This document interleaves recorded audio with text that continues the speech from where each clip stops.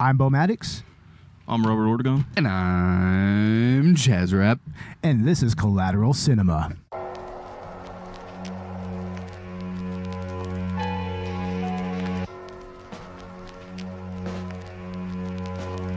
What makes you think you can bullshit your way into my head? Like every other pencil-neck piece of shit.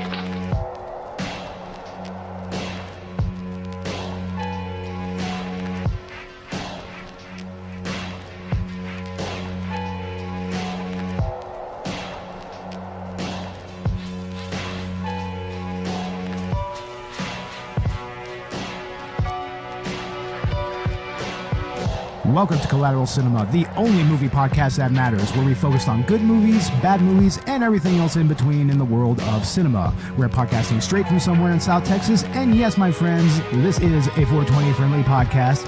So whatever you have, whether you have blunts, whether you have joints, whether you have dabs, smoke it if you got it, ladies and gentlemen. Smoke it if you've got it. The vape it. The vape pen, yeah, definitely And the vape eat pen. Drink the liquid, kids. It's good for you. And don't plug it, because you have a problem if you're plugging it. Oh, God. What's up, ladies and gentlemen? Collateral Cinema coming at you with a bonus episode. In case you haven't noticed, we do have our season finale on iTunes right now, as well as the whole first season. Please listen to that. That's all kinds of fun. It is super fun. Oh, yeah, man. All the episodes in the last season I was really happy with, man. Like, you chose some really fun movies. Yeah, we wanted to kind of keep it dynamic, keep it fun, sometimes a little nostalgic, and also every 420 we are going to have special episodes the entire month to celebrate the holiday. Yeah. Yeah. It's a true stoner celebration. Oh, yeah. You definitely. treated it like one. It's like, Yeah. That's why we went ahead and did a month-long celebration. We did two of them, right? Two episodes. Yeah, we did two of them. How High and... And the Broken Lizard movies, That's Super right. Troopers 1 and 2. You did two, and I haven't seen two, so I didn't watch it. I didn't listen to it. It's spoiler-free, so I Yeah. mean, Okay. you can listen to it and not get any... Spoiler free? That's Yeah. true. I guess it's all a lot of it's physical comedy. It is. Yeah.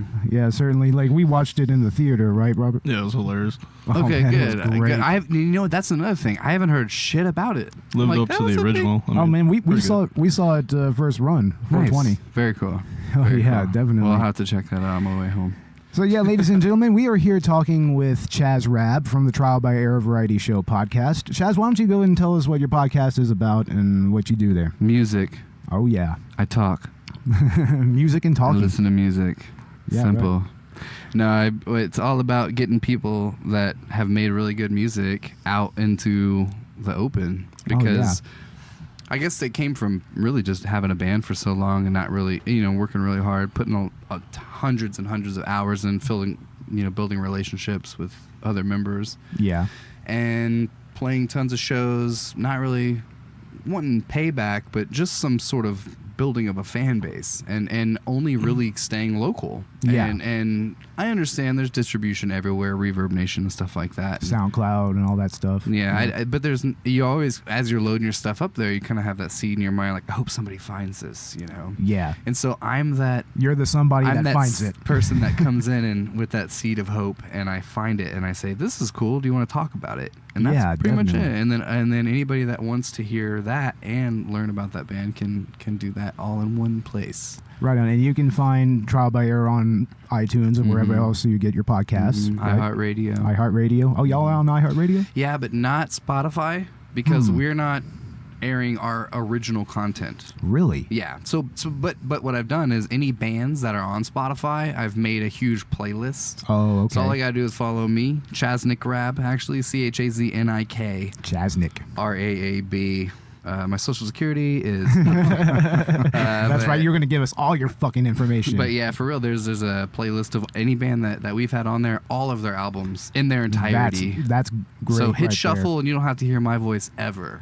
Just hear the music. Just hear everything that's been featured on your That's show. it. That's it. right. Nice. But today we are talking movies, of course, because this is Collateral Cinema. You know, I love And movies too. we're talking about the 2004 zombie horror movie made by Showtime and directed by David Gebroe, Zombie Honeymoon. This movie is definitely very much made for TV. Like, it definitely has that quality to it. It has that cinematography. It has the acting of it. But honestly, I found it kind of endearing. Yeah. Really. And especially after sitting down and watching the director's commentary, where he really kind of laid out why he made the movie. And it turns out it was made for his sister. His sister met a guy from Germany on a psychobilly website. And apparently they hit it off, and they started a relationship, and they were engaged to be married, and he was a surfer, and he had a surfing accident and passed away. So this was kind of a little tribute to that whole part of their lives, you know. It was kind of for his sister. Yeah, without getting into it too much, I kind of felt like that's what it was their relationship meant so much to her that it was going to take down everything around her. Oh, definitely. And I didn't know that story, but I kind of got that was the overall feel. You know? It's definitely a very personal film, honestly. I mean, in the summary is basically this couple, they get married. Let's see, what was their name? There was Denise and Danny, I believe. Yeah. Danny and Denise. They get married, they go on their honeymoon.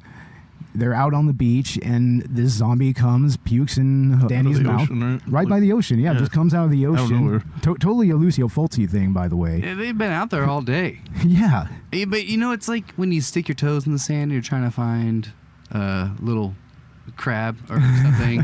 They don't always surface right away, but then later on you see them. This was like a bigger version of that. Yeah, needless to say, this fucking surfaced. It's like a clam that comes and vomits on you. Yeah. It doesn't come and vomit. I'm saying it comes to you. And to me, that's the most interesting part of this whole movie is that the zombification doesn't happen by way of a bite. It's literally puking into another person's mouth. And it was mouth, and it was eyes. Yeah, it's almost like the 28 days later kind of thing, right? His ears. Instant zombification, right? Yeah, and he ended up dying like a few minutes after that attack at the beach. Yeah, everything went... everything went south real quick. He coded and then came right back. Yeah. Like the doctor is just like, the fuck? Yeah. And what's great, too, is there's a lot of... sort of foreshadowing right there with that, as far as you start to put together what's about to happen. Yeah.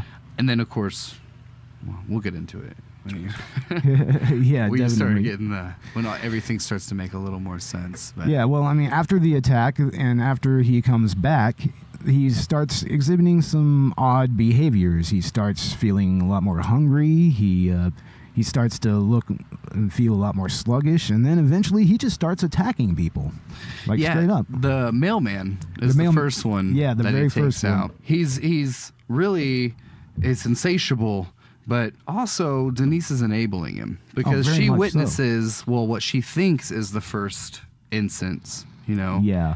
Actually, it's the jogger, I think, that she the jogger is the witnesses. first one that she comes across, and understandably, she freaks out. Yeah. Understandably, she's like, "Don't touch me!" Gets over that real fast, though. Very real fast. And then that's when you see your first boob, I think, isn't that? No, I'm just kidding. Yeah, there is a brief love scene It's there, strange. and it's very brief, but Yeah. What's interesting is that the two actors, they were actually together at that time, so it wasn't anything they hadn't done or seen before. No. But I mean, it was interesting to have that dynamic as well. Did we say this was a Showtime Yes, movie? we did. This is a Showtime movie. I mean, this is the same company that makes the softcore porn movies. Or I don't think they make those anymore. The Well- TBMA stuff. Yeah. Red Shoe Diaries and stuff. like that. Yeah. But what's funny is I felt like the first time I watched this, I looked over the bad acting. I definitely felt the low budget side of it. But the second time watching it to kind of take notes and stuff, I was like, damn, I'm being hard on this.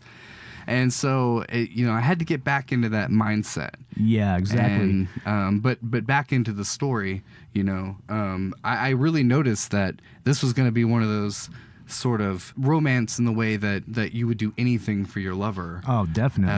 And to keep him around and keep him safe, and she had already lost him once. yeah, you feel that desperation, like 100%, that she's exhibiting throughout the entire movie. Yeah. And that's something that Tracy Coogan actually really did well. I think it was great, and maybe them being together made that a little stronger. Is what I was getting. Yeah, at, is yeah, I feel yeah. like them as a dynamic that worked best out of everything. I feel like the friends were a little cheese. Oh, they were very cheesy. But they were very ancillary as well. Yeah. At least until the last 30 minutes of the movie. Yeah, I thought it was pretty. Their dynamic was really great. I did not know they were together. That's really cool. Yeah. Ooh, wow. Look at what's on the... That's like Dex and... Oh, Jesus. Juicy. Yeah. We better have the black light on. It's a juicy. Yeah, no shit, right? We got a Scorpio. Our fourth guest showed up. Our fourth guest showed up. He's We got Scorpio. a hot mic over here, bud. Oh, shit. We'll go ahead and leave him alone for now, unless he tries to attack us. Then we're going to have to attack You got some him. scissors? Got some scissors? Oh, Chocolate. shit. A chancla? I don't know. Yeah, we need more chanclas. You going chocolate? We need more chanclas. I got chocolate. You got chanclas? Oh, shit. Oh. That's right. We just had a scorpion attack. Yeah. Holy shit. Wonder if we should keep that in the podcast or not. I hope there's no. I hope that scorpion doesn't come back to life and throw up in my face. I hope not, right? Because what? I guess you turn into Scorpion from Mortal Kombat or something. Yes. Yeah. You just get up and like, get over here. That's if you get hit by a bus. I don't know. and then somebody throws up in your mouth. Yeah, and then somebody throws up. Exactly. Mm-hmm. It's like to resuscitate you. It's like the last courteous thing a zombie can do. You know, like I see this dude. You know what? He was going out anyway. He might like this. Passing gross. the torch. You know. And that's another thing too. Is it just one at a time? Because it's not like, I mean, how many people can you throw up on at one time? So who's the chosen one? Well, that's something that I was going to get to about this movie is that there's not really a zombie horde in this film. Ever. It's just one zombie at a time. It's Right? just one. Well, actually, yeah, the first zombie you see is the one that actually infects Danny, and then Danny's just the main zombie throughout the rest of the movie. Yeah. And he just eventually deteriorates to where he's just biting random people eventually, and he's just attacking dudes that are coming out of a video store and shit. So Clam Zombie, what's his story? Yeah, you know? they never really get into where this zombie comes from, like what's actually going on here. Like, is this an international thing? Is there an outbreak going? Jesus. It's what's kind of interesting. There's no zombie outbreak here. Yeah. So, and it ends with Danny. Yeah, it does. Yeah, he. Oh shit! Is that a spoiler? No, we can spoil it. This movie has been around since 2004. If people haven't spoiled this yet or haven't seen it yet, that's on them. Yeah, and everybody's got a dollar store in their town because that's where I found this one. I found this for like $4 at CD Exchange. I dug this little treasure out literally in one of those little paper ones. Oh, really? That said like hidden treasure. And it was like $1. Oh yeah, at the Dollar General with the little yellow things. Yeah. Yeah. Isn't that a real boon, Robert? I mean, those are great. Those are good. I saw the Banksy one there too. Oh, the exit through the gift shop. They have the exit through the gift shop there? Really? For $1. Like that needs to fall in some people's hands. That's why I thought this is a pretty neat deal. I remember finding a Criterion movie for like $1 there. Like it was Gomorrah, the gangster movie. I found Scanner Darkly there. Nice. Yeah, that's a good one. There's some weird shit up in there. I know, it's very random. Yeah. But I would totally believe that you would find Zombie Honeymoon up in here. I was glad to find it. That's why I brought it up. And like, shit, if you want to talk about this movie, I think it's really the only one that people don't talk about because I never really haven't met anybody that's seen it. See, I was only ever really aware of it just by way of going out and DVD shopping because I'm a movie collector, of course. Like, I'm always going to like Half Price Books or CD Exchange to buy movies and everything, and I would always get down to the Z section and I would always see that there. I'm like, huh. I mean, cheesy as shit. To be fair, there's a lot of stuff there that's like zombie this and zombie that and everything. It's saturated. It's very saturated, and that's honestly why I was a little hard on the movie at first. Honestly, like, because to me the whole zombie thing's kind of played out a little bit. Yeah. Honestly, especially with the whole running from them and terror and fear, like this whole thing, every attack that Danny had was totally unexpected. You know, you got like you said, there's nothing else going on. Yeah, it's very out in the people open. Are just like jogging and mowing the lawn, and then some dude just comes up and starts eating your throat. I mean, that's literally, and it's not like he can control it or anything. It's 2004, probably 2002 when they're filming this thing, so there's no cell phones. Like people don't have that. In fact, there's a lot of old technology in this movie. Like y'all remember seeing some of the computers in that? Yeah. The big old box monitors and everything. Yeah. It's like, oh man, I'm so happy for LED. Still got dial-up. Yeah. They're trying to film it, and you can see the little lines on the screen. Like you just can't quite even. Even crazier is no way to film those ever. Even crazier is the behind the scenes footage where it shows all the old camera equipment that they're using. They're still using like the big old monitor there and everything. Yeah. It's like, I mean, I don't know how different it is these days, you know. I mean, like Robert and I, we're going to be doing some filmmaking. We're just going to use iPhones for our shit, you know. And we got a boom mic and everything. But like some X, or what are you using? Type of iPhone? What type of iPhone? Just the iPhone 8. iPhone 8, and I have iPhone S. Works. Yeah, we got like lenses and everything for it. Nice. Yeah, So yeah, ladies and gentlemen, camera stay tuned. as a 10. Yeah. Yeah. Contributing to the cinema, the world of cinema, huh? From some cinema lovers. Yeah, but the zombie elements in this movie, to me, like they pretty much fit all of the tropes that you would expect. But I mean, it plays with them in very different ways, I think. Well, it's a slow deterioration where most of the time when somebody dies and becomes a zombie, it's not only are they insatiable, but they can't comprehend. You know, hey, I'm your mom. Like shit, I'm in your throat. But it was like he was always fighting what was the sickness, the virus that was eating him. So it was like, to some degree, that was always there in the Romero Living Dead trilogy. You know, in some degree, right. There were zombies that still had elements of intelligence. Well, yeah, that's pretty much the whole thing about Day of the Dead. You know, you had Bub, a zombie that still was maintaining some semblance of, oh, this is a phone. These are Walkman headphones. I can put them on and everything. Yeah. So, I mean, it's not like that element hasn't been done before. It's just here it's done in the context of a romantic... I don't want to say comedy. Like, I guess there's comedic elements here, but... Yeah, but not like Warm Bodies, where it was just... I never saw Warm Bodies. Oh, yeah.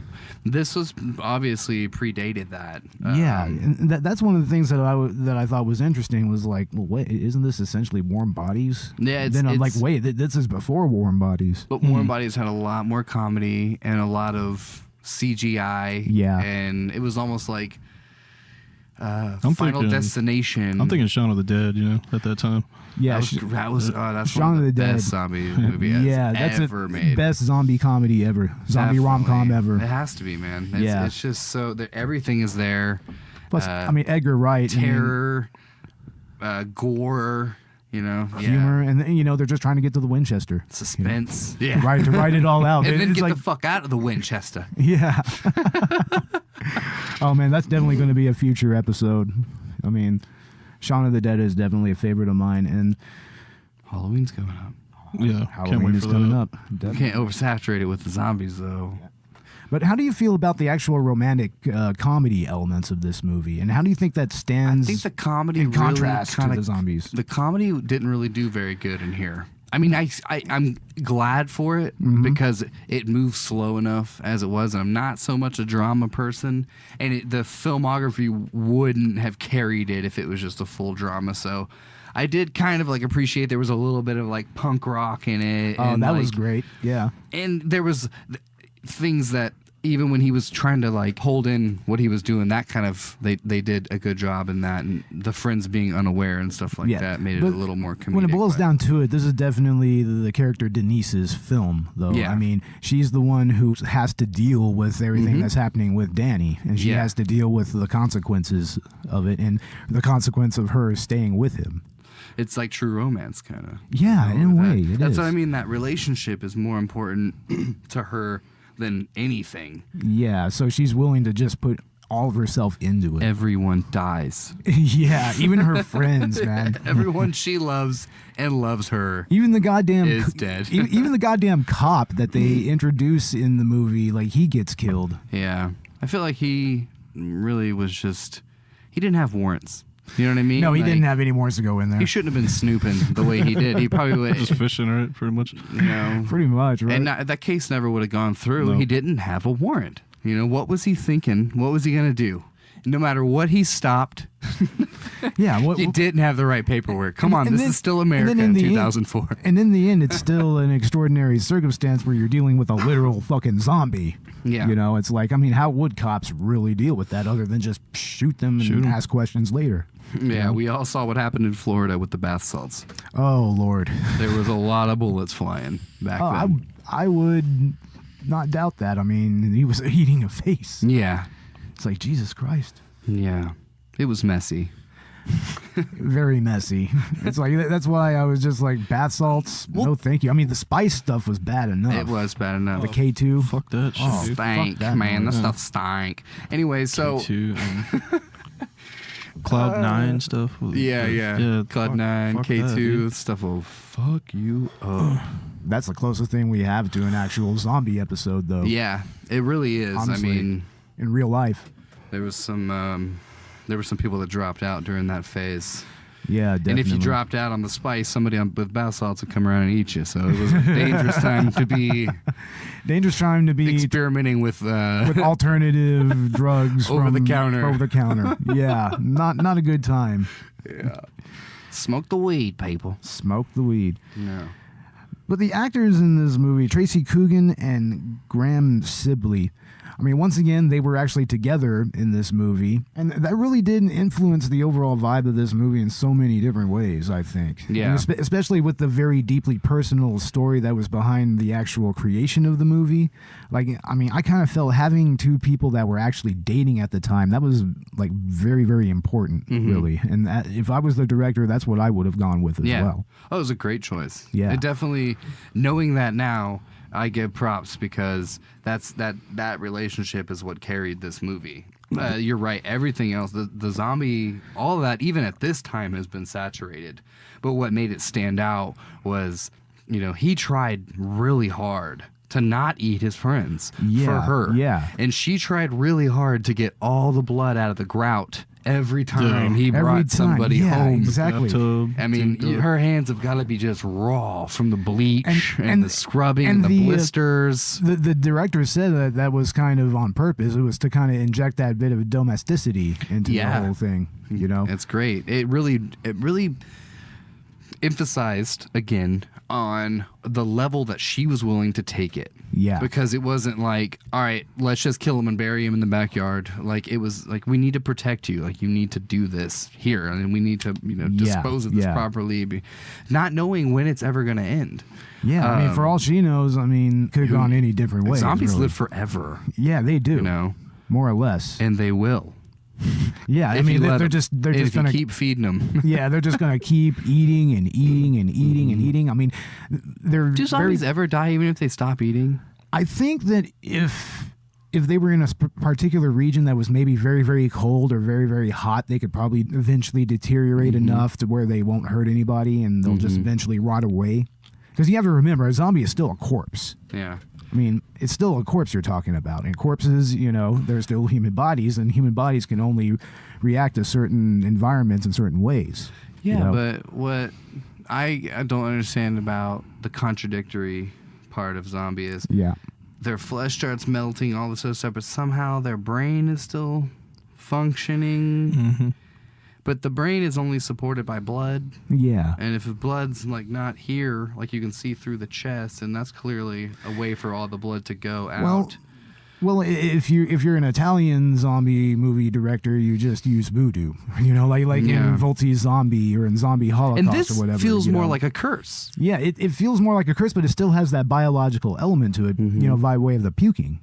I think the only reason that it's Zombie Honeymoon is because it has that undead element. Yeah, but of course. The fact that this just goes from person to person seems more like it came out of New Orleans. Yeah. And ended it up on the Jersey Shore, where all things do. Nasty. That's Jersey Shore. That actually kind of makes sense, right? Know? And we already have precedent for zombies swimming underwater and everything in the movie Zombie by Lucio Fulci. Yeah. We have that precedent. So, I mean, it stands to reason, honestly. So we could call it Voodoo Honeymoon. Voodoo Honeymoon would be a little more appropriate, but then again, it's still very much zombie all the way. Yeah. Cannibal Honeymoon.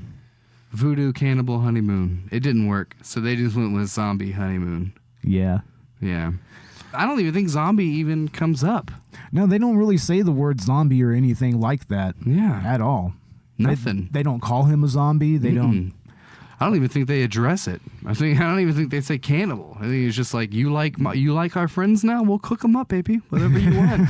I know. I remember there was a line in the movie. It was something like where he was kind of convulsing and everything, going into his zombification. He's just like, vegetarians make terrible cannibals. It's like, yeah, I would say so. Yeah, man. that's right. He That's was a another thing. vegetarian. He's a vegetarian. Yeah. God, that was in my notes. Yeah, exactly. And that's another level of irony there, honestly. Yeah. Not a level of irony that's kind of been done before, I kind of feel like, in certain zombie movies, even recently. Yeah. And I think they kind of went into that French movie Raw a little bit. But it really, that scene where they're sitting across the table, though, and he's just eating that meat, just...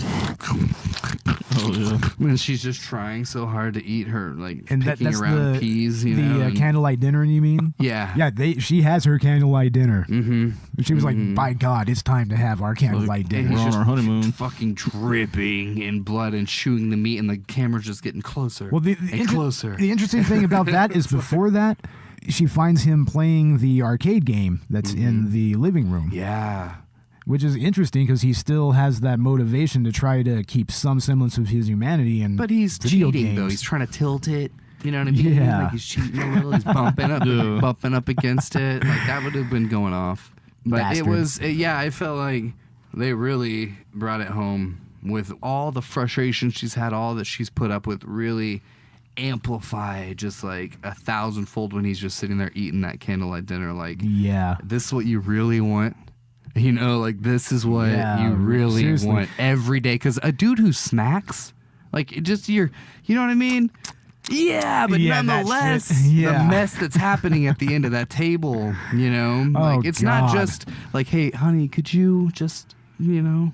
It's like, Jesus Christ, if we don't stop that fucking smacking. Every day, you're going to have to see severed ass cheeks or, you know, just slabs of meat, just like whole thighs. It's like, yeah, there's like no way that she would have made that work. She wouldn't in have any even way. been able to stay human. No. You know, so No. yeah. But I felt like the deterioration of her sanity also, luckily for her, happened around the same time of the deterioration, like her understanding of what he is. Yeah. Well, the other thing that's notable is that his deterioration, it has a finite end. Like after these zombies puke up and infect another person, they pretty much just cease functioning. Yeah. They die.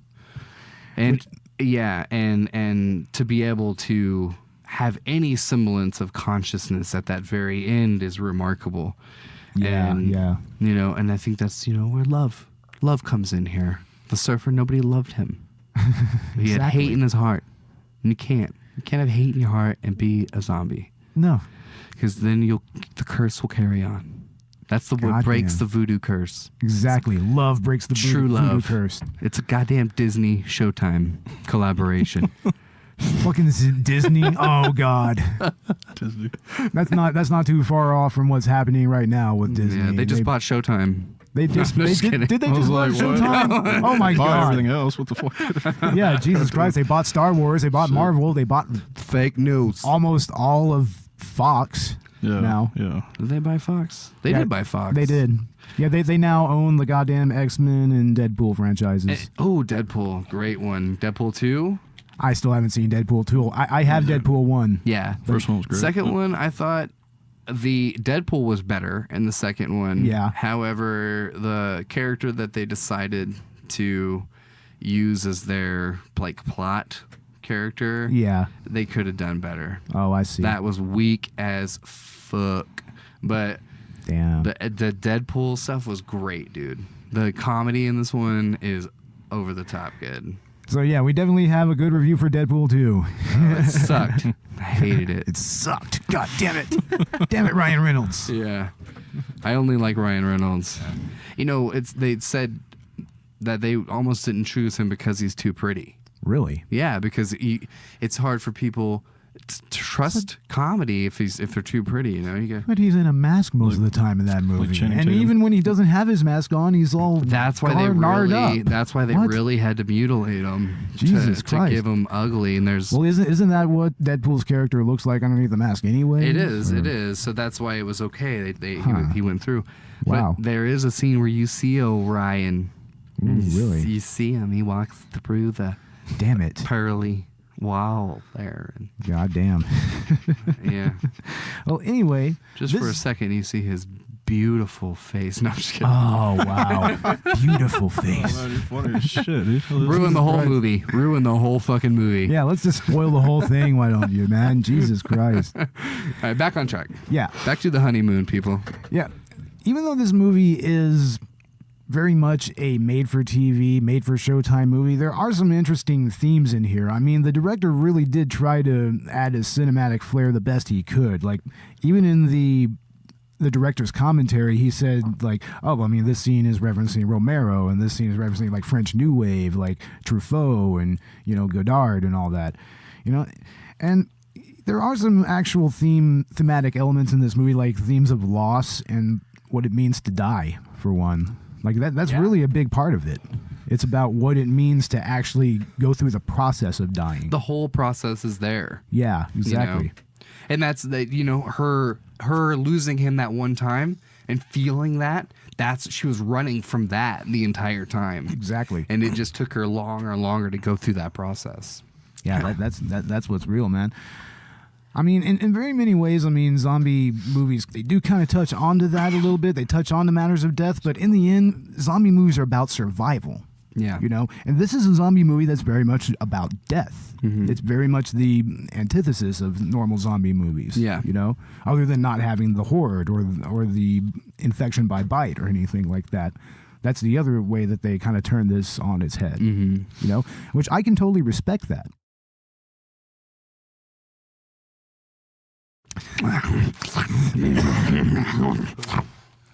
Holy crap. But just eating an ass over here. Yeah, eating asshole as is customary. No, an ass. Eating an ass. An ass cheek from okay. the muscle in. I'm using it like a watermelon, like a chunk of watermelon. Just Hey, you're still eating ass, bro. So yeah. But another the theme. sphincter's like the cherry, though. I'm saving that one. God damn it, man. Anyway, another one of the thematic elements of this movie is the actual nature of romantic relationships themselves, and also kind of a commentary on marriage in a way, which is interesting given the backstory here. Is like, you know, his sister's fiance died before they even got married, I think.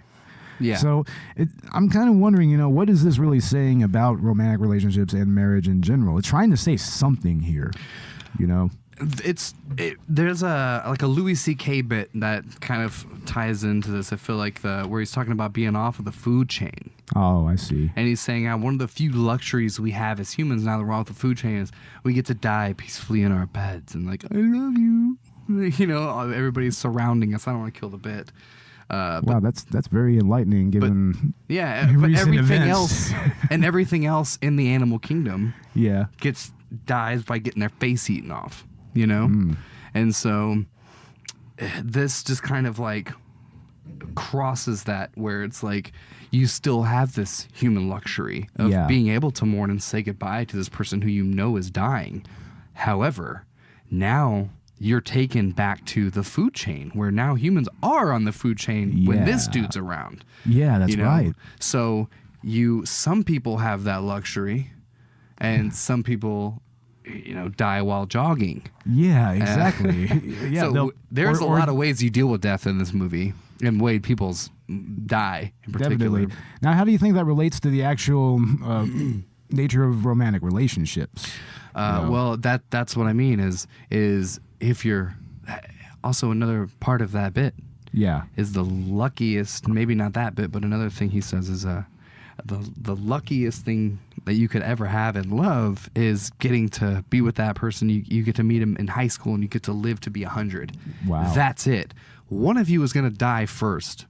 Yeah, definitely. That's just a and one of given. you has to live with that death, and there's nothing you can do to stop it, you know. Exactly. And she doesn't do anything to stop it. She just tries to mitigate it throughout this movie. Exactly. You know? Exactly. And even though she at the end has accepted, okay, fine, I'll go with you this way, or you know, what else? Yeah. What else could it be? He spares her.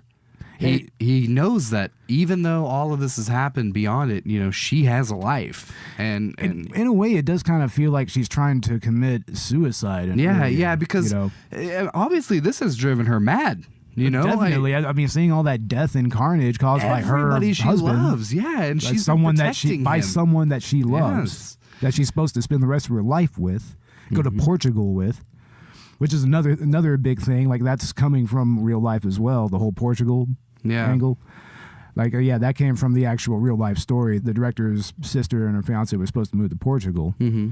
You know, and that actually comes up thematically in certain ways in this movie. Like, especially like in the scene where he bites the travel agent. Yeah. I mean, that right there just completely shows that full transition is coming into effect, and those plans are just gone. You got to shit. go to plan F at this point. Yeah, exactly. Yeah, because getting away was the only option. And now that option is just...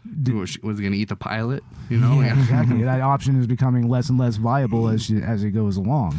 Yeah, it truly is a nightmare that she's trapped in, but she's also truly in love with this guy. Yeah. So it's the power of that, you know, and I think that's another thematic element here is just the actual commitment. You know, what it means to commit to somebody like that 100%. And are you a snitch? Yeah, exactly. Snitches get stitches, or stitches get eaten in this case. Yeah. You know? I mean, remember after the because if she had crossed that threshold and been like, Danny, I have to tell the cop, he'd be like, well, you don't love me.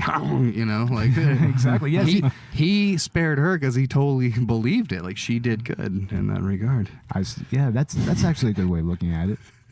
Yeah. I don't know. You look at it any way you want, but I'm just giving you some objective ways to look at this here. Yeah. You know, I mean, really, honestly, both of them truly believed that they were going to be together until they died, whether that was now or like you said, if it was all finite. It was all deteriorating. Yeah. And there's a definite end to his deterioration, and that end is the passing on of the zombification. Yeah. Which he completely subverted. And also, I kind of feel like there was a little bit of the issue of identity kind of being brought up here. Like, basically, the nature of identity in the face of death itself. You know, I mean, this dude's deterioration, I mean, it just completely cancels out who he is. Yeah. So, I mean, it's just like, does death ultimately cancel us out at the very core of our identity? Yeah. You know? That's interesting to think about, too. Yeah. Yeah. He was very frustrated with that element of it, too. You know, he didn't want to be that burden. Yeah, I mean, and he knew that's what he was becoming, was a burden. You know, I mean, it was very much like a sickness, and his wife is having to live with it. You know? I think he tried to say that. It was kind of like this. It was like, I'm sorry. Exactly. That's exactly how he said it. I'm sorry. And then, damn it, man. Now, Robert, what did you think about the gore effects in this movie, man? At least the gore effects that was there. I mean, there's a little bit of like intestines. There's quite a bit of blood. When he had him in the bathtub and just chewing on his face. Yeah, he's chewing on his stomach and his innards, and that was hard. That was hard to watch. That was crazy. Yeah, and then like later on, she finds the head of that dude that was in the hospital with them in the fridge. It was in the closet, actually. Was it? That's right. Yeah, it was just stored away. It was stored away in the closet. Jesus just like, Christ. Wait a second, flies man. and shit on it. Well, wait a second, man. He wasn't even that deteriorated at that point. The ticket to Portugal in his mouth. God damn it. Fucking shit, man. I'm not going anywhere because of you. Yeah. Once again, just another reminder. It's like, fuck our plans. Fuck. Yeah. But I kind of felt like the gore was it wasn't too upfront, but I mean, it was still very well done for something this low budget. I mean, I watched it with my children. Oh, really? Yeah, my 11, my 9, and my 7-year-old. We all watched it. That's parenting right yeah, there. And showing them some horror movies. You know, I did cover their eyes. They don't like kissing and stuff. They're like, oh yeah. God. Oh. I'd imagine it's like, ew, cooties. Ew. You know, and so like, I understand. For some reason, I don't know if it's like because my parents did it, but I covered their eyes when the boobies come up. But then I instantly am like, no, because then you're showing them that's bad and like that's a natural thing. Like, don't, because this is not about sex. Like, this was not really about sex. This is a honeymoon. Like, in this context alone, that's like really the only way that I would emphasize to my daughters. Like, you know, sex on the wedding bed, totally cool. Anything else, you might face scrutiny from everybody. Yeah, that's just saying. That's just kind of how the culture works. But for this movie in particular, like they like scary stuff. We like watching like Conjuring. We've never seen The Exorcist because the masturbation scene and stuff like that. But we've seen some really scary stuff. They don't. We watch it on Halloween. Oh, nice, man. My 9-year-old and I went to the movie theater. My 8-year-old at the time. I don't know. I kind of feel like it is totally a horror movie that you can show kids. It was. Even with all the blood and some of the gore and everything, like it's still the insinuation of the pedophilia was there, but it wasn't strong enough that my daughter. It was terrifying that just her dad was after her. So she just thought, you know, so that went way over her head. However, you know, it makes us as adults cringe to see what's happening to little children happen. Yeah, seriously. So we were getting different stuff out of it, but shit, the opening sequence with Georgie was a lot more intense. Oh man, that's dude. Oh man, that was see rough. the brutalizing happening, you know, and the suffering and the flopping around on the street in the rain. You actually see him bite. My son's like, you see the bite actually. My son's his age, you know, and I'm just like, oh yeah, don't you play near them rain gutters, boy. No, you stay away from them gutters. And then you stay away from clowns. Dude, they are terrified of Pennywise. Oh yeah. I don't understand it. Like, they don't believe me when I tell them Santa doesn't exist. Absolutely refuse. But when I'm like, Pennywise isn't real, like, bullshit, Dad. Bullshit. I'm like, dude, how does Santa, with all this shit going on? No, it's not happening. Oh wow. And they're just like, well, yeah, they're dumb. Kids are dumb. They'll believe But anything. I mean, I like to think that when it comes to certain type of gore effects, I mean, in certain movies, I mean, a lot of it is obviously fake enough that some kids will just be like, oh, well, it's just silly, you know? No, they love it, man. My kids love it. They understand it's a movie too. Yeah, I mean, there's obviously some movies I wouldn't show kids one way or the other. Yeah, like I'm not going to be showing them The Girl Next Door or anything like that. Well, this wasn't exactly. Or I Spit on Your Grave.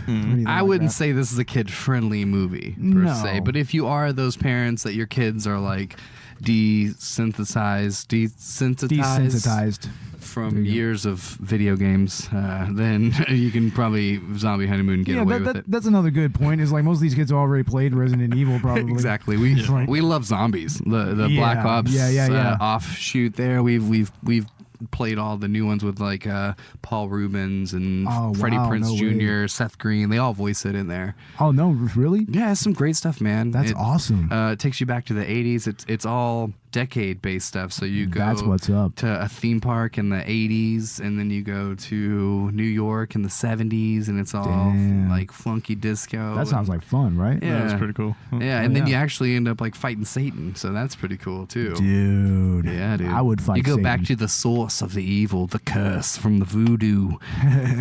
Fucking Satan himself. You go right to it, dude. You fight the beast from beyond.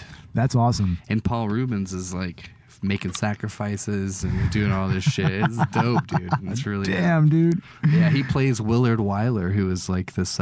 He makes macabre films, and his every single one of his films have gone down in history. And what people don't realize is they're all real. Like, he takes these actors and kills them. Wow, that's intense, man. So, yeah, I need to play these. I need to play these games a lot more often. That's my favorite rendition so far. My kids love it.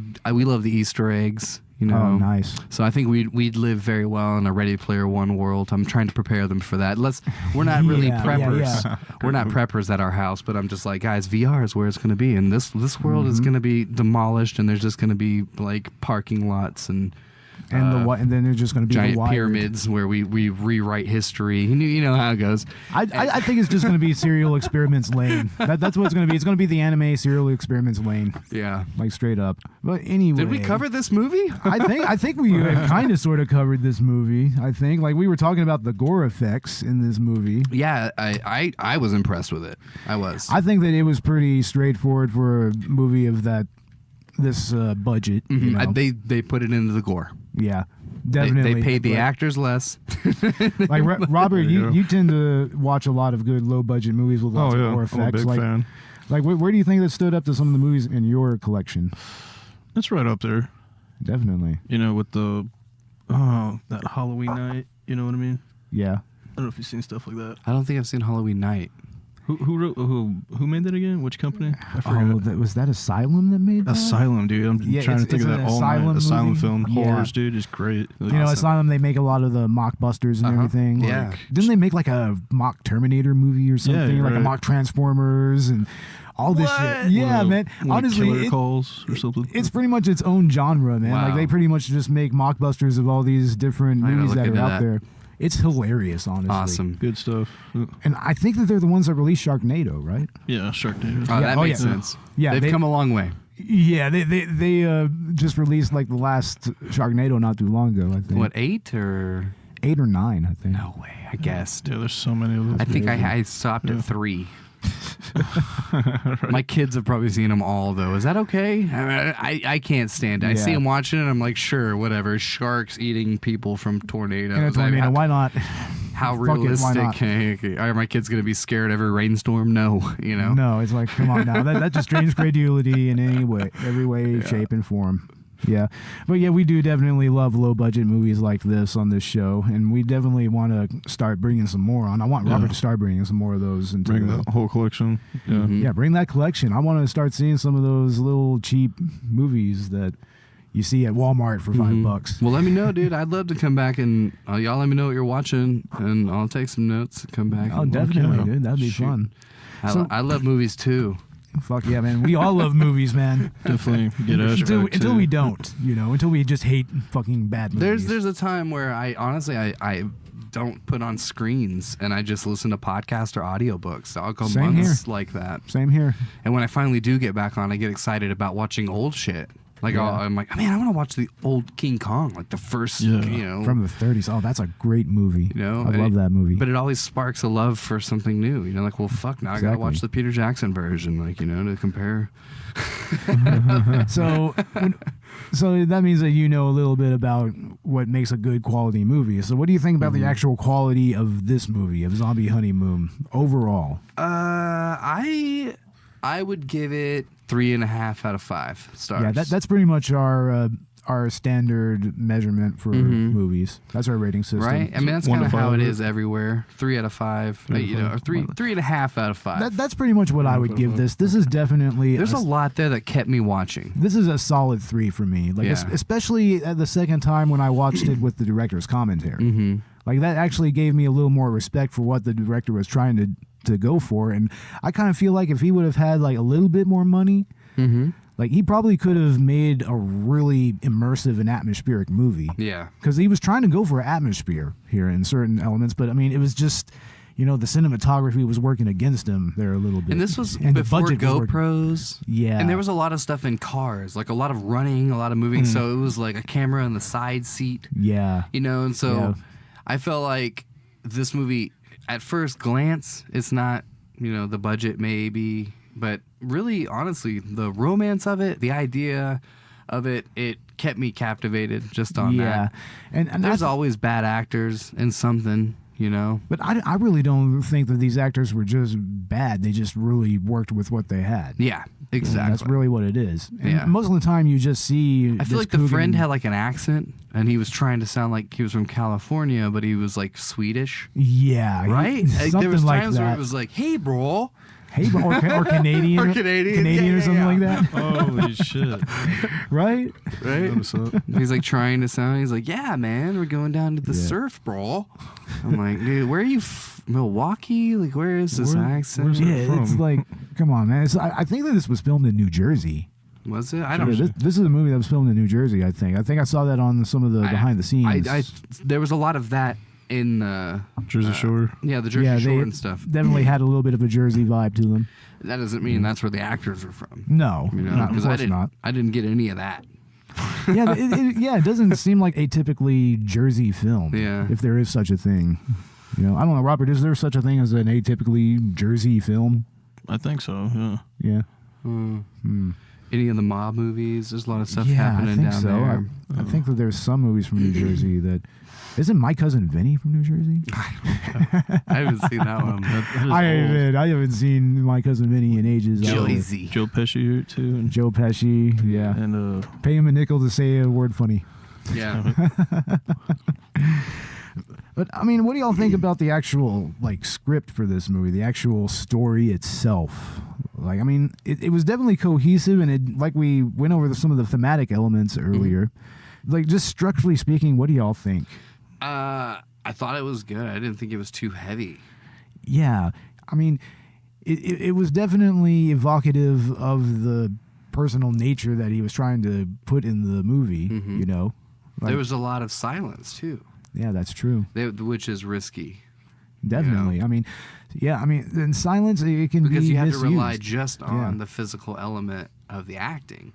Yeah, exactly. And I felt like there was a lot of torment and a lot of frustration and fear. Yeah. That scripted or just this is the part where you have to really break down and see that this is the last time you're going to see him and like this and I feel like just even just when he's playing that game and just bumping up against it and she's coming up behind him and just all of that just melting right there. Yeah, it's like she's just slowly realizing holy fuck, he's barely even a human being all of anymore. that was better than any of the dialogue, just the way that they dealt with their physically seeing it, Yeah, and even how that segued into the actual dinner scene, there was also that was also a very dialogue-free moment right She's there. like, eat your fucking carrots. You're still a vegetarian. Exactly. I love that line. That was funny. You're still a vegetarian. Yeah. Yeah, but honestly, that There's just blood on him. That just shows how she's just Let desperately me get you some more. just desperately grasping onto his humanity for him because he's just completely losing it himself. Yeah. Yeah, I really think she went out of her way though, because she did. She made mashed potatoes and put them on the plate. And Yeah, yeah, she's just gonna throw up in those. yeah, exactly. Well, there was also that scene that was kind of evocative of Dead Alive, where a piece of him falls off into his soup. Oh, Yeah. that was gross. Yeah, it was really you've seen Dead Alive, Robert. Yeah. You know exactly what. That movie's Yeah. fucking crazy. Yeah.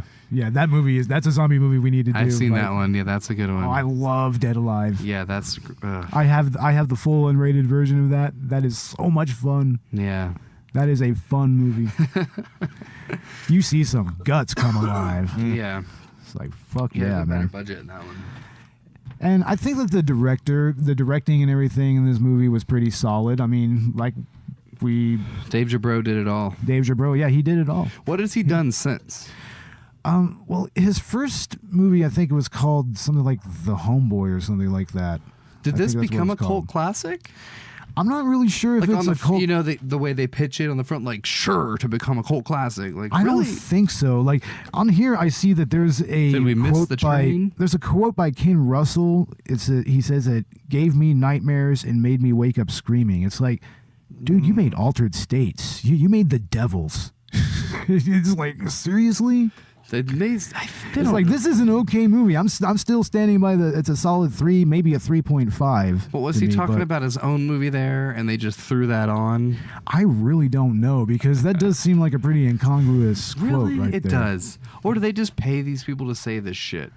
I don't know. It's like, but Ken Russell, he's like a very Or do well-respected they just filmmaker. rape somebody to say this shit? You know how Hollywood works. Yeah. Fucking Hollywood, god damn it. I think the Filmans knew how it worked. Right? Yeah, it's like Harvey Weinstein. Yeah. Ugh. This isn't a Weinstein film, but a lot of people wanted to be like Weinstein. That's what people don't realize is there was a fucking cult in Hollywood, and that dude was like who's the Scientology dude? Miscavige. Oh, yeah, David Miscavige. Miscavige. Miscavige, yeah. In many ways, I can kind of see Hollywood. that a little bit. Because people are like, how do you get more successful than that? Oh, you gotta like push some girls into the spa. Jesus you Christ. gotta trick them into getting naked and going in the spa, and then you just gotta go in there and. Honestly, like man, sometimes when my girlfriend's sitting on the floor, I just like when I'm naked and I get out of the shower, she'll be bending. Hang on, she'll be bending over. Harvey Weinstein, and I just like walk straight over, and I'll just like, oops, like she doesn't know, and I kind of like my nuts will accidentally hit her head. She's like, what? And I'm like, well, oops, my bad. You know, I felt like Weinstein did that only in the spa, and it was like really obvious. Like, and it was like on purpose. They're like, whew, this is a great spot. He just comes in, and they're just like resting on their leg. And it's like, oh shit. I think it was a little more than that, bro. I mean, that's how it started. He's a true scumbag, and honestly, I don't see how anybody didn't see that coming. Like. He made a movie called The Burning. He wrote and produced it, and it is just rapey in every way possible, man. Those are the scenes I don't like. Yeah, it was like Hills Have Eyes. Like remember that? There's the rape scene in both that forced sex. Yeah. Feel, you know? That's rape. Yeah. That's rape, dude. Forced sex. Yeah, that's rape, dude. I think you're a little too vaped out, bro. No, I was saying like every scene, like, you know, he's trying to make out with the girl, he's forcing himself. Yeah, trying to force himself on a girl in every scene. Exactly. Every scene. Yeah. Yeah. Like, get off, creepo. Like, yeah, but that's what The Burning was like. And The Burning is seen time. as a horror classic. So I need to check that one out, but I don't. I really don't. It'll be like patently obvious. It's like 1981. It's pretty good. It's a good horror movie, but you will see that it was made by. No, he's not in it. He wrote and produced it. But it definitely shows. He's behind it. He's behind it, and Cripsy, it fucking shows. Cripsy story, whatever. Cropsy, I Cropsy. think. It was Cropsy. Cropsy. That's a name? Yeah, that's the name. Yeah. Cropsy. Of a guy or a girl? It's almost like it's the main killer of The Burning. It's basically the story of Jason, almost. You know, the way it feels. You know, like the second Jason. Yeah. Nice. And as far as this movie's concerned, I did like the punk rock soundtrack. That was nice and refreshing. I always like that. SLC Punk was always one of my favorite films. So anytime I feel like I'm in that realm, I'm like, definitely. all right. Not enough punk rock films. I mean, honestly, they're really It's a fun aren't. scene, dude. Like there's like what, Suburbia, Repo Man, SLC Punk, and what Tank else? Girl, maybe. Maybe Tank Girl. That was more. That was more like mod. I don't know what that is. I don't know. That was based off of a comic book. I mean, I don't know. No. Maybe they need to remake that. I think. You really don't think so? No, because honestly, the prevailing theory online is that they should be remaking bad movies because they might actually make them good. That's very true. That's very But instead, Hollywood just wants to remake, everything. Good movies. They want to remake everything. Like Halloween. Like Halloween, exactly. However, I was a fan of Rob Zombie's Halloween. Yeah, that was a good one. I thought it was dark as fuck. I think the first one is good. Second one is just. I didn't see the second one. Second one lost me. I saw the second one at the movies. Where he Danny Trejo, where he's like, why, Michael? I love you, Michael. Smashes over the TV. Suck your dick, Michael. I was good to you, Mikey. 20 years. I was good to you, Mikey. Mikey. I was good to you. I played with your balls, Mikey. Oh, wow. You guys didn't watch the director's cut. Sorry. The thing is that I totally believe that it would come from a Rob Zombie movie. Yeah. Like just knowing his dialogue. Nobody would touch you there. Now you confided in me, Michael. Yeah, I believe that. I believe that would totally be a Rob Zombie movie. If he really wanted to go that far, Yeah. I shouldn't have put my finger in your butt. I'm sorry. Jesus Christ. But it was 10 years of staleness, Michael. Jesus Christ. God damn. Wow, we are totally taking down Halloween. I loved it, though. I loved it. Yeah, it was good. Well, anyway, we're going to go ahead and wrap this up. I guess your final rating is 3 out of 5? 3.5. I'd say it's a solid 3. It's a very solid 3. What do you think, Robert? I'll give it a 3 too. You give it a 3? Yeah, it's definitely. I watched it twice and I don't do that much. Yeah, it's definitely a movie that's not too offensive to the senses or anything. Like, or if you're like a real cinemaphile, it's nothing that's like really, really bad or boring. Mm-hmm. It's obviously a made-for-TV movie. Solid romance made for TV. Yeah, and it has that feel to it. Yeah, good enough for Showtime. And that was before that whole thing started to take off with Showtime and HBO and everything. So Yeah. It has that early quality to it. Before, no, this was at the end, man. This is 2004. 2004, yeah. 2000, the heyday Damn. for Showtime was Red Shoe Diaries. Yeah. Right? You would stay up for tentacle porn. You would stay up for that. But I would fall asleep. Or erotic confessions on Cinemax. If this came on at There you go. midnight, I would fall asleep during it. I'd get through the first honeymoon scene and be done. There'd be a quick dopamine rush. If this was happening in 2004, I'm just kidding. That wouldn't happen. I never masturbate. Wink. Yeah, ladies and gentlemen, you got a really special episode here.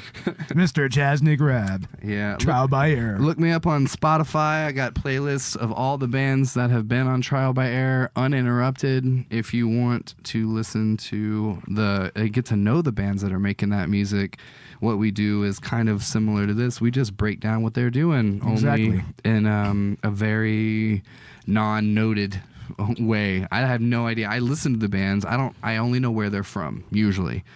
So I like to just really dig in and just kind of take it.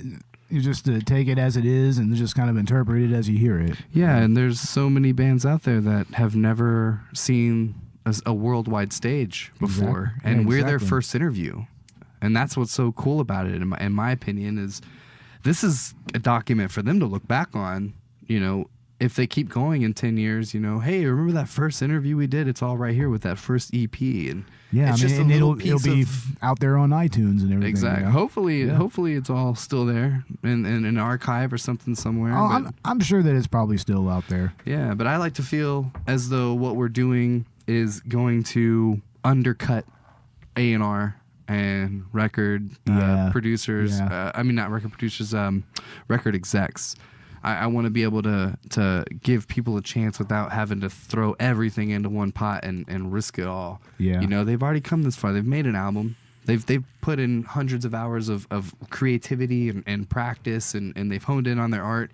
Just give them a chance. Exactly. It doesn't. Why do they have to go through an A&R label and sit there and use social media, which just drains your soul and all this crap? It's very Let somebody difficult. do that for Yeah. you. Well, nobody's going to do that because they want your money.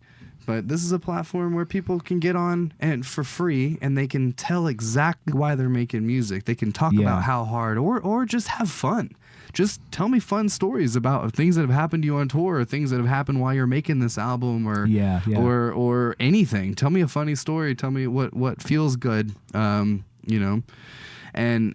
that's what we talk about. And then intermittently, every 5 minutes, you get an uninterrupted song, completely unedited. Yeah, and show notes, of course, lead you to everything. This is an all-in-one podcast, so much like the I don't know. It feels like a radio show, but it's not. It It's definitely kind has of like MTV behind the music. Yeah, it has that vibe to it. It kind of feels like you're listening to one of the Sirius radio Maybe, yeah. stations, kind of. Yeah, a little deep dive. Yeah. Deep dive stuff. Kind of, sort of. Yeah. But It's fun. It's definitely a fun podcast. But to with listen people to. you have no fucking idea who they are. Exactly. There's no big names here, no rock Yeah. stars. It's Yeah. just people making music and people just loving music and talking about it.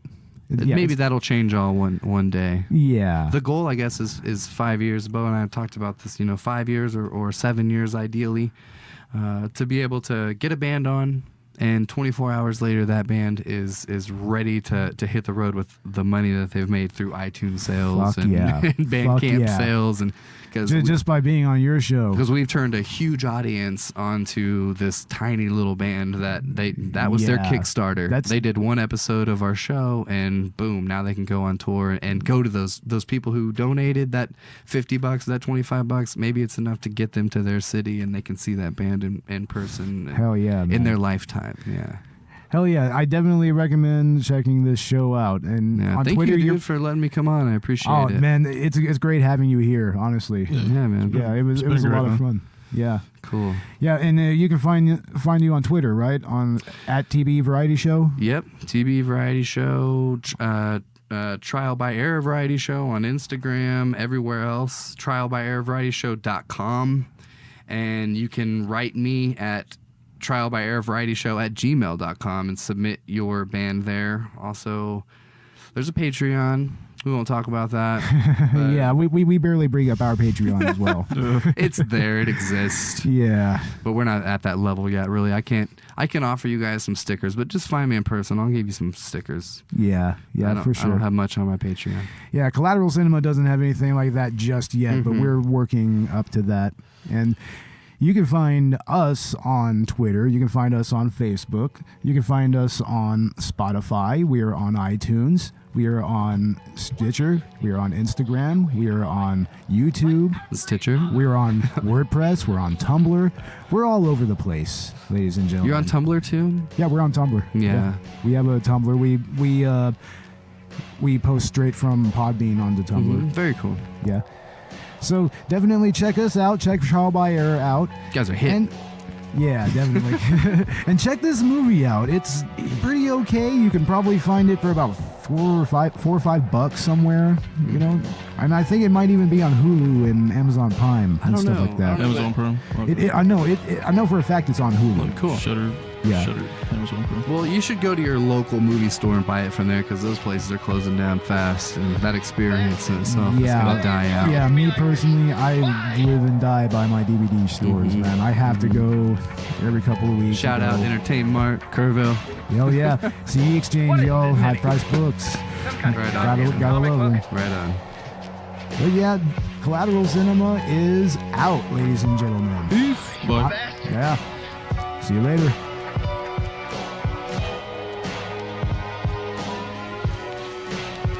What makes you think you can bullshit your way into my head? Like every other pencil-neck piece of shit.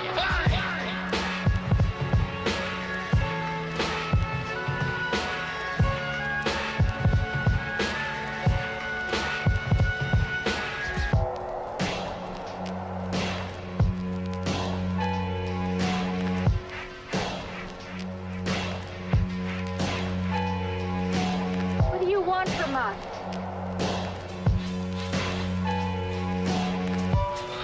Bastards!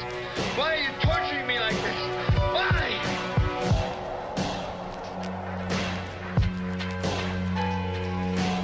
Anybody tries to get in here, I'll blast their ass and give them time. What do you want from us?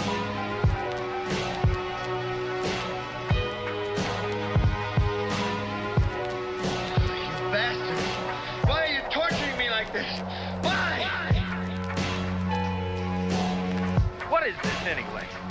Some kind of goddamn comic book? What do you want from us? Anybody tries to get in here, I'll blast their ass and give them time.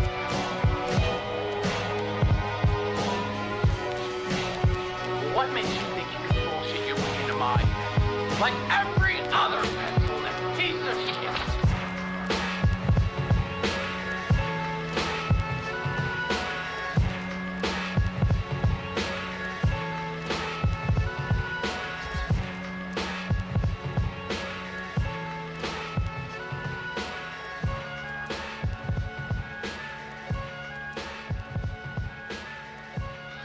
Bastards!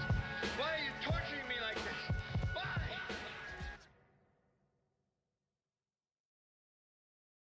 Collateral Cinema is an L Company production. All music and movie clips are owned by their respective creators. Please don't sue us. We're poor.